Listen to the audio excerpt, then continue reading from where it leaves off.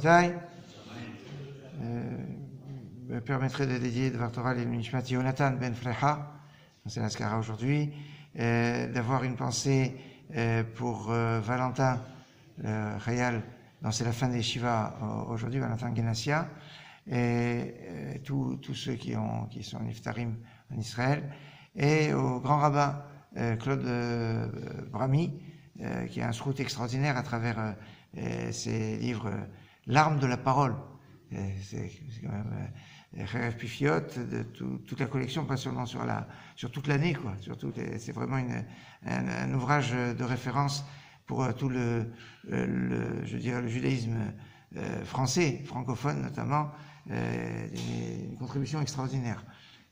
Et puis aujourd'hui, c'est là à la fois du Rabbi Israël de Régine. Rabbi Israël de Régine, c'est un grand maître de Chassidut, c'était la royauté avec lui.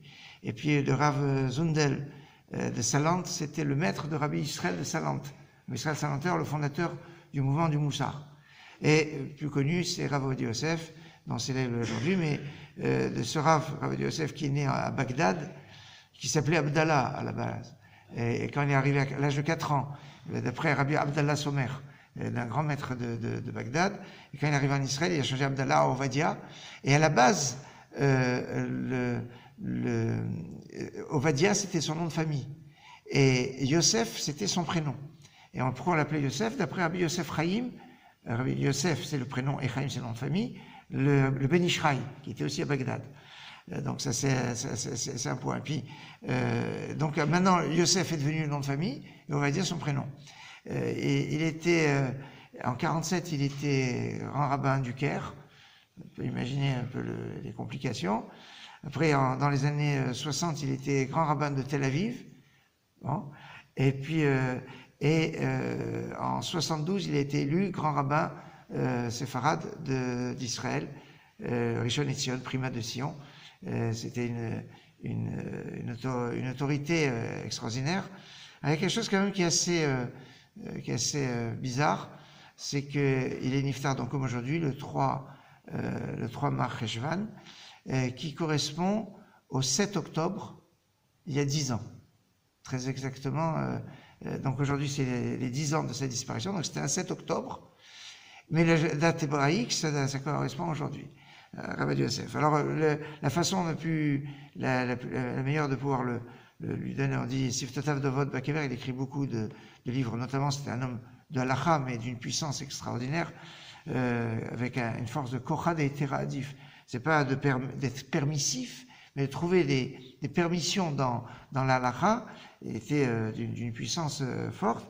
Et je voudrais juste, comme on parle du Shabbat, qui est une protection et tout, je vous donne une petite, alors un enseignement qui n'est pas spécifique à lui, mais enfin, je le reprends de son Chazon Ovadia, qui est donc toute une collection sur à la fois les fêtes et à la fois la halakha, où il évoque le fait de faire le kiddush à la synagogue. Je parle du vendredi soir. Il y a des synagogues qui font le kiddush, surtout chez les Ashkenazim. Chez les Sfaradim, c'est beaucoup moins marquant, mais ça existe. Et là, à l'origine, c'est en fait dans Gemara dans Psachim, page 101a, on nous dit, mais comment on fait le kiddush?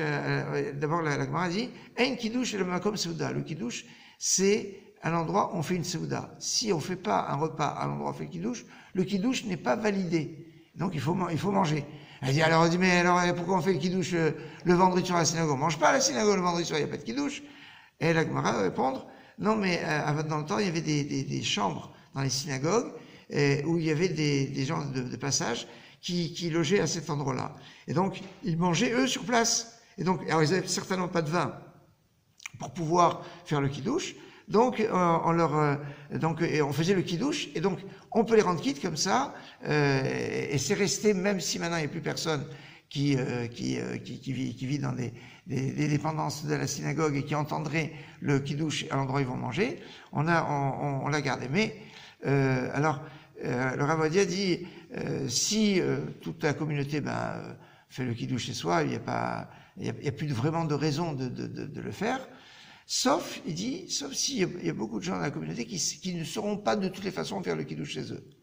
Et là, il va dire quelque chose de très intéressant, il va dire, même si on dit un kiddush comme Seuda, dans un cas où c'est les Chachamim qui ont attaché le kiddush à la Seuda, mais Minatora, on pourrait être quitte du kiddush même sans rien manger, même sans verre.